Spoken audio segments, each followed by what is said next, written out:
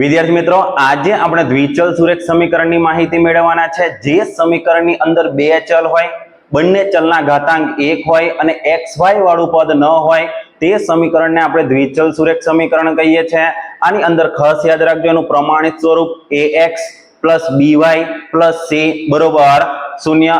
a b અને c આની અંદર વાસ્તવિક સંખ્યાઓ છે અને a તથા b એક સાથે શૂન્ય ન હોય, આટલું તમારે યાદ રાખવાનું છે। અહીં આગળ કેટલાક આપણે દ્વિચલ સુરેખ સમીકરણના ઉદાહરણ જોઈશું અને એની અંદર આવેલી આ વાસ્તવિક સંખ્યાઓ a b અને c આની કિંમત મેળવીશું। તો અહીં આગળ આપણી જોડે ઉદાહરણ છે 2x + 3y બરોબર 9.35, 5 ની ઉપર 12 છે એટલે એનું પુનરાવર્તન થાય છે, એ તમે યાદ રાખો। તો હવે અહીંયા આગળ આપણે પહેલા લખીશું 2x + 3y। હવે આ પદને હું ડાબી બાજુ લાવું તો અત્યારે પ્લસ છે બરોબર ની ડાબી બાજુ આવશે એટલે માઈનસ થશે, એટલે હું અહીંયા આગળ લખું -9.35, 5 ની ઉપર 12 બરોબર 0। હવે અહીંયા આગળ ખાસ યાદ રાખો, x ની આગળ છે એ તમારો a થશે એટલે હું અહીંયા આગળ લખું a બરોબર 2, y ની આગળ જે છે એ તમારો b થશે, b બરોબર 3 અને છેલ્લું પદ જે છે એ તમારું c થશે એટલે c બરોબર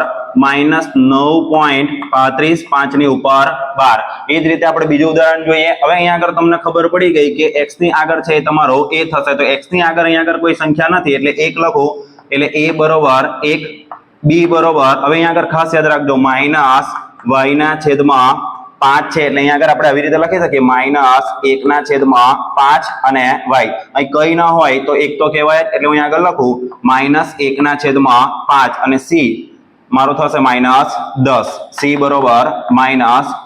એ જ રીતે અહીંયા આગળ ત્રીજું ઉદાહરણ જોઈએ -2x + 3y બરોબર 6। પહેલા હું આ 6 ને હું આ બાજુ લાવી દઉં ડાબી બાજુ એટલે અહીંયા આગળ થશે -2x + 3y। હવે આગળ પ્લસ છે ડાબી બાજુ આવશે એટલે માઈનસ થશે -6 બરોબર 0। x વાળું પદ મારો a થશે એટલે હું આગળ લખું a બરોબર -2, y વાળું પદ મારું b થશે એટલે હું લખું b બરોબર 3 અને ત્રીજું પદ છે મારો c થશે, c બરોબર -6। તો આ રીતે વિદ્યાર્થી મિત્રો તમે a b અને c ની કિંમત શોધી શકો છો અને આ હતી આપણી દ્વિચલ સુરેખ સમીકરણની માહિતી। જય હિન્દ, જય ભારત।